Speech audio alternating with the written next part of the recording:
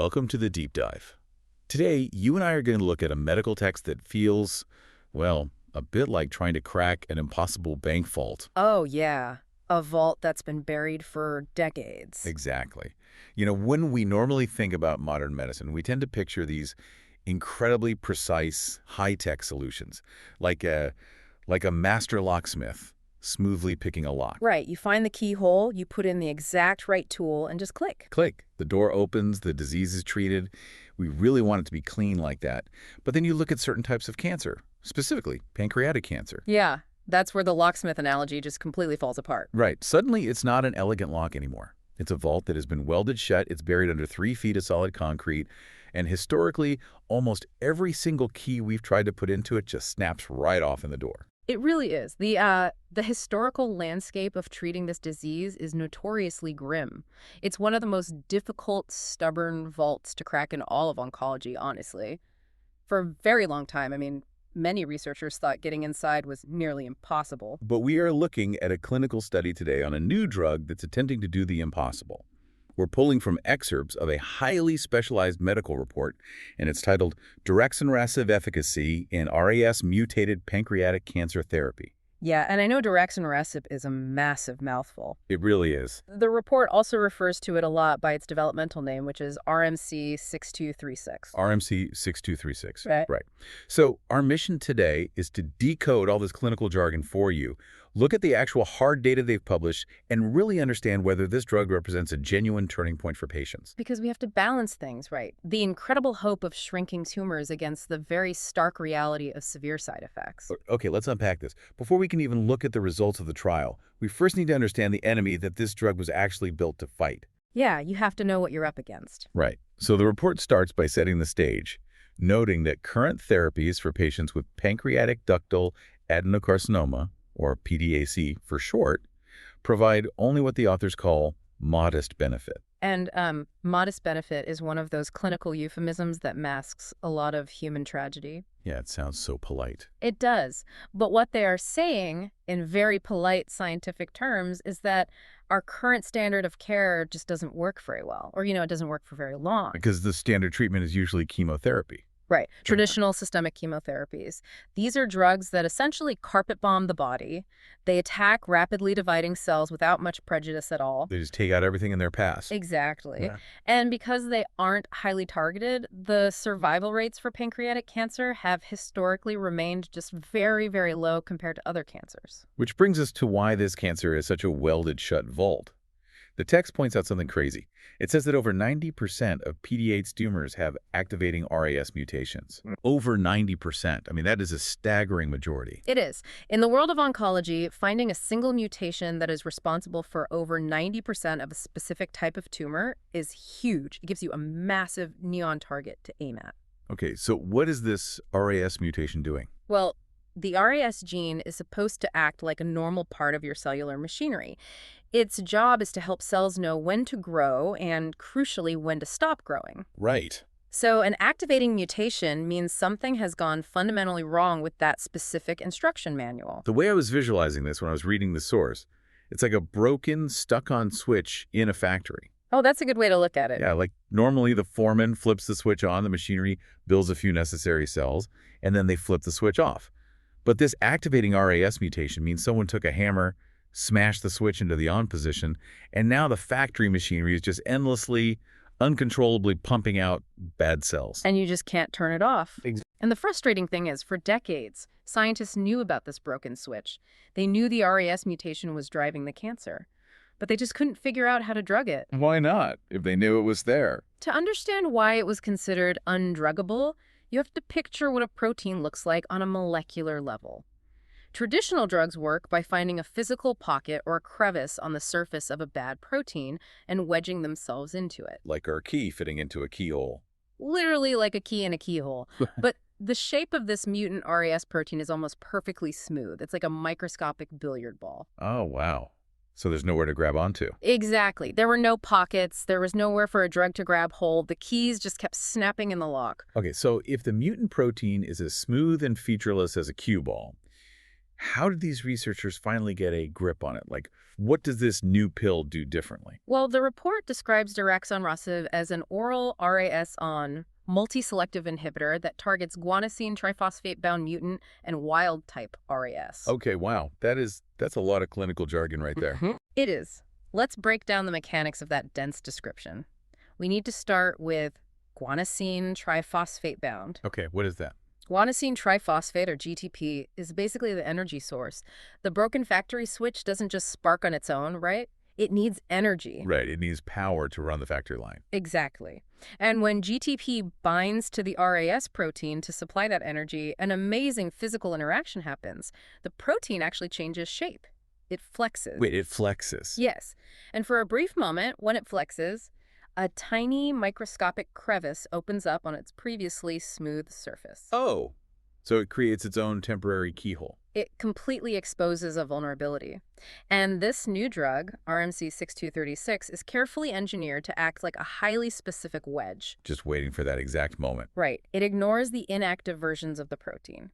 But the moment the mutant protein binds with GTP and flexes open to start pumping out cancer cells, the drug wedges itself perfectly into that newly formed crevice. Jamming the gears so the factory line stops. Exactly. So it's looking for the switch only when it's actually sparking. That's incredible.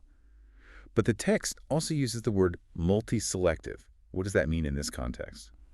Well, cancer is notoriously chaotic, and genetic typos rarely look identical in every single patient. A multi-selective inhibitor is capable of recognizing and jamming multiple variations of this broken switch. So it's not just a one-trick pony.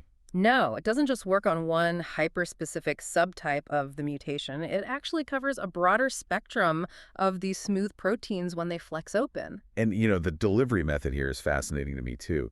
It's an oral medication. It's just a pill. Yeah, a daily pill. That sounds incredibly simple compared to the complex molecular engineering going on. But practically speaking, that's a massive shift, isn't it? It completely changes the daily reality for the patient. I mean, we talked about systemic chemotherapy earlier. That usually involves going to a clinic, getting a port accessed or an IV inserted, and just sitting in a chair for hours. Your whole life just revolves around being at the hospital. Exactly. A patient's life begins to revolve entirely around their infusion schedule. So taking an oral medication at home represents a huge return of autonomy. So just to recap, we have an oral pill designed to wedge into a microscopic crevice that only appears when the protein flexes, shutting down the switch that drives 90% of these pancreatic tumors. Mechanically, it sounds miraculous. It's a brilliant piece of engineering, for sure. But taking a concept from a lab and putting it into a human body is where biology gets really messy. We need to look at how the researchers tested it in the real world. Right, because the first hurdle any new drug has to clear isn't just whether it stops the cancer, but whether it is actually safe for the human body to endure. Yeah, and the source outlines a phase 1 to 2 study involving patients with advanced solid tumors that have these RAS mutations. The patients received doses ranging from 10 milligrams all the way up to 400 milligrams daily. And they eventually selected 300 milligrams as the dose for the next phase, phase 3. Right. Why start so low and go so high? Well, a phase 1-2 trial has a very specific primary objective, and as the text states, that primary endpoint was safety. Starting a patient on 10 milligrams and slowly climbing the ladder all the way to 400 is, well, it's a highly monitored tightrope walk. They're looking for the sweet spot. They're looking for the Goldilocks zone. If the dose is too low, it won't effectively wedge into enough of those crevices. The cancer keeps growing. And if it's too high? If the dose is too high, the drug might start interfering with normal, healthy cellular machinery, causing unacceptable toxicity.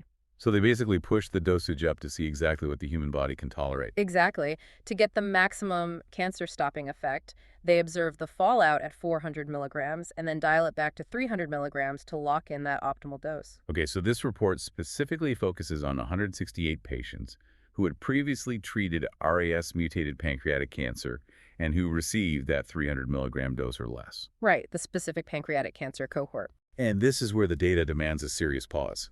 The safety data shows that 96% of these patients experienced treatment-related adverse events of any grade. Yeah, 96%. And 30% experienced grade 3 or higher. Wait, almost every single person in this 168 patient group had an adverse event, and nearly a third had a grade 3 or higher event. It's a tough reality to look at. That sounds incredibly brutal. We are talking about rash, diarrhea, nausea, stomatitis or mucositis, vomiting, and fatigue. At what point does the cure become as grueling as the disease? And that right there is the central agonizing tension of oncology. But we do need to provide a rational context for these jarring numbers. Okay, help me understand why 96% isn't an immediate deal breaker. A 96% rate for any grade adverse event is actually pretty common in oncology trials. The any grade category captures every single physiological hiccup. So it's not all life-threatening stuff. Not at all. It includes very mild things like a slight rash that clears up with an over-the-counter lotion or just a fleeting wave of nausea. It sounds terrifying on paper, but it covers a lot of minor inconveniences. Okay, so it's a catch-all bin for literally everything. But that 30% number, Yeah, the 30% experiencing grade 3 or higher is what oncologists watch like hawks. Grade 3 events are medically severe. They often require hospitalization or significant medical intervention. the text mentions stomatitis or mucositis as one of these side effects that occurred in at least 10% of patients. Mm. Break down what that actually feels like for someone taking this pill at home. Well, the clinical term mucositis sounds fairly benign, almost like a stuffy nose or something. Yeah, it sounds like you just need a decongestant. Right. But in reality, it means severe inflammation and ulceration of the mucous membranes lining the entire digestive tract. Oh, wow. The entire tract. Yes. Practically, a patient develops painful open sores in their mouth and throat. It makes it incredibly difficult to eat, to drink water, or even to just swallow the very medication they are trying to take. That sounds horrific. It is. Combine severe mouth ulcers with gastrointestinal distress, like severe diarrhea and vomiting, and you are looking at a profound, exhausting physical toll that significantly degrades daily quality of life. It's punishing. Why do scientists and doctors, and most importantly, the patients themselves, endure a 30% rate of severe life-altering events? You have to go back to the baseline we established at the beginning. These 168 patients are described as having previously treated advanced pancreatic cancer. Meaning they've already tried everything else. Exactly. They've already run the gauntlet of standard chemotherapy. Those standard treatments have failed, and their cancer is actively advancing. I see. When a patient is facing a highly aggressive, historically fatal disease with literally no other options, the tolerance for severe side effects shifts dramatically. It's a calculated, desperate risk. Yeah. A 30% rate of severe toxicity is accepted because the alternative is letting an aggressive cancer run unchecked. You're basically accepting a known quantity of suffering in the hopes of stopping an otherwise unstoppable force. Okay, so knowing the heavy physical toll Daraxonrasib takes, we have to look at the secondary endpoints of the study, pharmacokinetics and antitumor activity. Did the physical cost actually buy these patients anything? To see that, we can look at how the report breaks down the efficacy data by grouping patients based on their specific genetic mutations. Let's look at the first subgroup then. The researchers isolated 26 patients with a specific mutation called RAS-G12 who received that 300 milligram dose as a second-line treatment. Did the pill actually shrink the tumors for this group? It did, yeah. The text reports an objective response in 35% of these patients. Okay, 35%. What does objective response actually mean in a clinical setting? That is a very specific, strict metric. It doesn't mean the patient simply felt a reduction in pain or felt a bit better. It means that when doctors reviewed the CT scans and MRIs, the physical tumors mathematically shrank by a significant amount. Oh, so it's visible on a scan. Yes. So for roughly a third of these 26 patients, the drug successfully wedged into the protein crevices and caused the tumors to physically reduce in size. You know, a third of the group doesn't sound like a magic bullet. But considering these patients were entirely out of options, how much extra time does that tumor shrinkage actually buy them? Well, the report lists a median duration of response at 8.2 months, a median progression-free survival at 8.5 months, and a median overall survival at 13.1 months. Okay, these survival metrics represent entirely different phases of a patient's journey. Let's separate them out. Here's where it gets really interesting. Let's hear it. I always think of progression-free survival as pausing the clock. It's the amount of time that a patient is taking the drug where the cancer just doesn't get any worse. It's not growing and it's not spreading. The enemy's advance is completely frozen in place. That's a perfect way to describe it.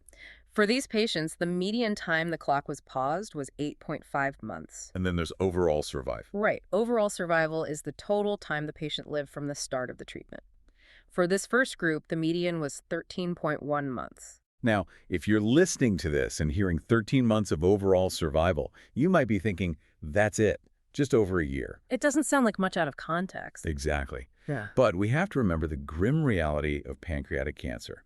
When standard treatments have failed, the timeline is often measured in very short weeks. It is incredibly fast-moving. So gaining an extra 8.5 months where the disease is totally frozen, that is a lifetime for these families. It is genuinely invaluable time. And the report gives us a second subgroup to analyze as well, which gives us even more context. Okay, tell me about this second group.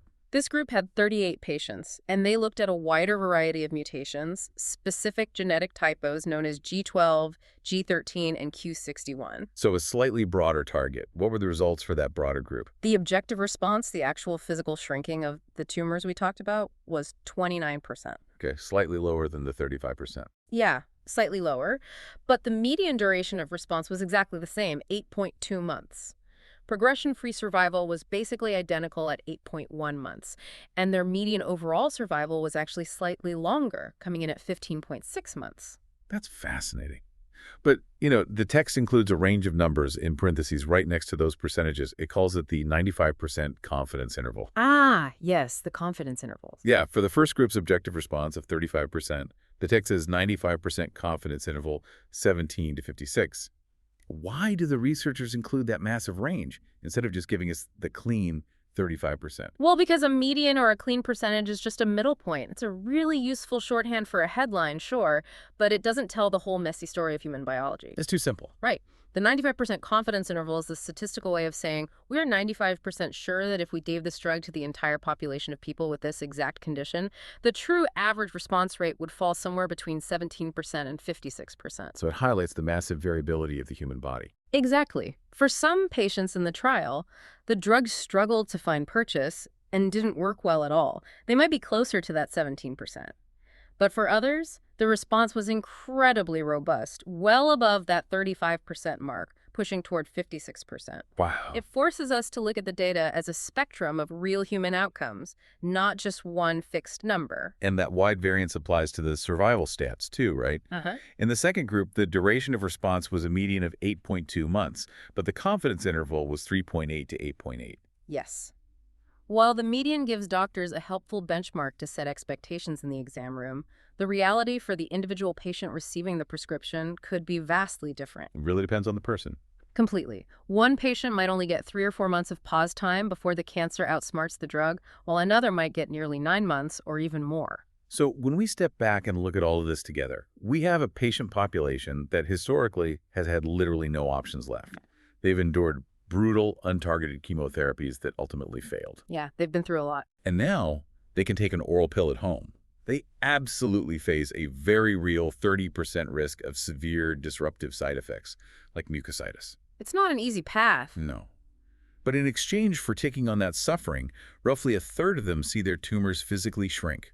They gain a median of around 8 months where the disease is completely paused, leading to a median overall survival of well over a year. And those months gained are just a seismic shift for pancreatic cancer research. They really are. When you are fighting a disease that historically moves with devastating, unstoppable speed, securing 8.5 months of progression-free survival is a triumph. It's time they wouldn't have had otherwise. Exactly. That is 8.5 months to spend with family, to travel, or to just wake up without the cancer actively advancing. It is a profoundly meaningful step forward. And the report's conclusion summarizes this balance perfectly. What does the conclusion say? It states that Daraxonrasib was associated with treatment-related adverse events of grade 3 or higher in 1/3 of patients, but that genuine anti-tumor activity was definitively reported. So what does this all mean? We started this deep dive with the premise of decoding this trial, balancing the hope against the harsh realities. And we definitely found both. Yeah, the synthesis seems to be that the reality is indeed harsh. The physical toll on the digestive tract and the body is steep, but the hope is genuinely, quantifiably real. The medicine wedged into the crevice, the tumor shrank, the clock was paused. It is absolutely a significant clinical breakthrough for pancreatic cancer. But the most exciting part of this text isn't just about one specific disease. No. No, it's about the mechanism itself. Right. We mentioned earlier that the smooth, featureless RAS mutation was considered completely undruggable for decades. Right, the smooth billiard ball. Exactly. This drug, this oral multi-selective inhibitor, proved that the lock actually can be picked.